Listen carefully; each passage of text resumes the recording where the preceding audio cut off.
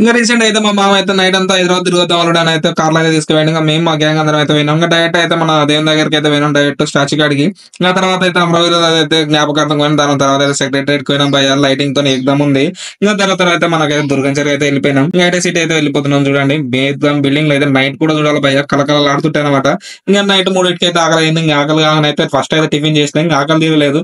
ఏమంటే మా మామ ఉండి అయితే మాదాపూర్ లో ఉన్న కొరియన్ బిర్యానీ అయితే తీసుకొచ్చిండు. అప్పుడే కథ నొక్కుతుంది. అదే మనమే తినిపోతున్నాం రా బాబు అంటే మనకన్నా తిండిపోతున్నారు భయ ఏకదమ్ ఎగబడ్డారు చూడండి ఎట్లున్నారు. మేమైతే కుష్కా బిర్యానీ తీసుకున్నాం. ఒకటి వచ్చేసి 200 రూపాయలు.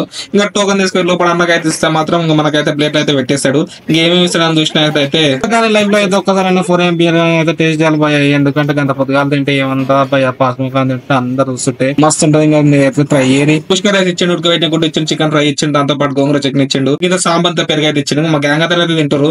ఇంకా నేను కూడా వాళ్ళు తింటారు. నేను కూడా అయితే చేస్తున్నాం. మామూలు లేదు భయ టేస్ట్ అయితే చికెన్ ఫ్రై పీస్లు ఇచ్చిండు భయ మామూలు లేదు. ఇంకా మన ఛానల్ అయితే సబ్స్క్రైబ్ చేసుకోరు. మన వీడియోస్ అయితే ఫాలో అయితేనే ఉండదు. ఇంకా మీ గ్యాంగ్ లో ఉండే ఫ్రెండ్ కి అయితే ఈ వీడియో అయితే షేర్ చేయండి. పొద్దున్నే తింటాడు.